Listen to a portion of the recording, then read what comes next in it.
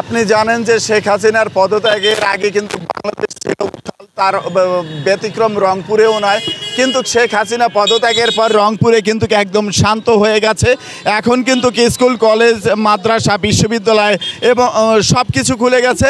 গতকাল কিন্তু কার্যক্রম শুরু হয়েছে, অফিস আদালতও শুরু হয়েছে এবং মানুষের যে দৈনন্দিন জীবনের যে চাহিদা এবং দৈনন্দিন জীবনের যে চলাফেরা সেটি কিন্তু চলছে। রিক্সা, অটোরিক্সা, ভ্যান, ট্রাক, বাস, ট্রাক, তারা প্রত্যেকটি তাদের চাহিদা অনুযায়ী কিন্তু সেগুলো ব্যবহার করতেছে।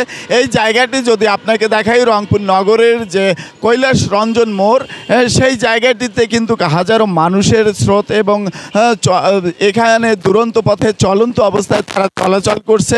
আর আরেকটি বিষয় বলে রাখি যে মানুষ স্বাভাবিকভাবে জীবনযাপন করছে এবং বিশ্ববিদ্যালয়ে শেখ হাসিনার পদত্যাগের পরেই কিন্তু বেগম রোকেয়া বিশ্ববিদ্যালয়ে কিন্তু বিভিন্ন শিক্ষক কর্মচারীদের অতিরিক্ত পদে যারা দায়িত্ব ছিলেন তারা কিন্তু সেই পদ থেকে অব্যাহতি দিচ্ছেন, কিন্তু চাকরি থেকে অব্যাহতি নয়, অর্থাৎ পদ থেকে।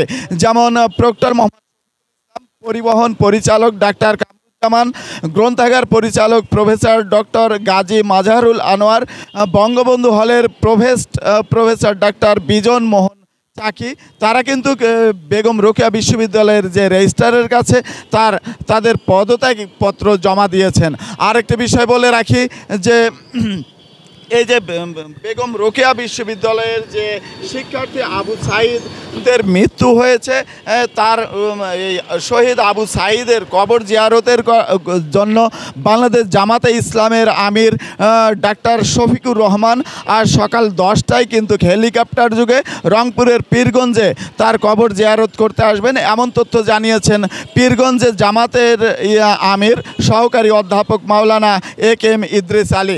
আরেকটি বিষয় বলে রাখি যে মানুষ কিন্তু গতকাল পর্যন্ত এই আনন্দ উল্লাসে মেতে উঠেছিল। বিশেষ করে সাধারণ শিক্ষার্থী যারা আছে, সাধারণ মানুষ যারা আছে, তাদের দীর্ঘদিনের এই তাদের দাবি ছিল প্রধানমন্ত্রীর পদত্যাগ।